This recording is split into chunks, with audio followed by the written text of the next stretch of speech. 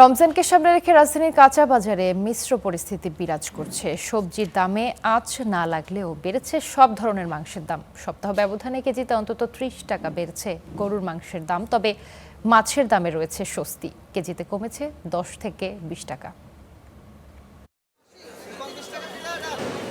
মৌসুম শেষের দিকে হলেও রাজধানীর কাঁচা বাজারে শীতকালীন সবজির সরবরাহে এখনও ঘাটতি তৈরি হয়নি।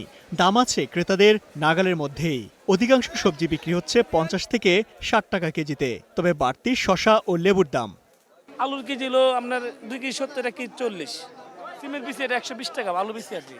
ওটা হলো মটরশুঁটি পিসি 120 টাকা, টমেটো 60 টাকা কেজি, সিমের 40, এটা শসা 70 টাকা কেজি, বেগুন 60 টাকা কেজি গোলটা, আর লম্বাটা হলো 50 টাকা কেজি। কাঁচা সবজি গত সপ্তাহের তুলনায় অনেক কম আছে। একদিকে নির্বাচন, অন্যদিকে রমজানকে সামনে রেখে সবজির দাম বাড়তে পারে বলে আশঙ্কা ক্রেতাদের। অসাধু কিছু ব্যবসায়ী আছে, ওরা তো রমজান উপলক্ষে দাম বাড়ায় দেয়। আমি থাকি বাইরে কোনো উৎসব উপলক্ষে দাম কমায় দেয়, ডিসকাউন্ট দেয়, আর আমরা দেশে দেয় এরা দাম বাড়াইয়া। কাঁচা বাজার তো পর্যাপ্ত, কিন্তু দাম তো কমা দেখতেছি না, কোনো লক্ষ্য নেই কোনো, আর এদিকে কোনো মনিটরিং নেই। যারা কর্তৃপক্ষ আছে, আমি অনুরোধ করবো তাদেরকে যেন তারা সেই দিকটা নজর রাখে, যেন দামটা না বাড়ে।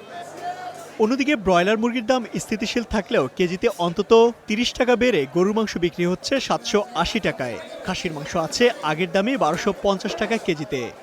খাসি ১২৫০ আর ছাগল হলো ১১০০ আগের দামে, বেচা কিনি কম।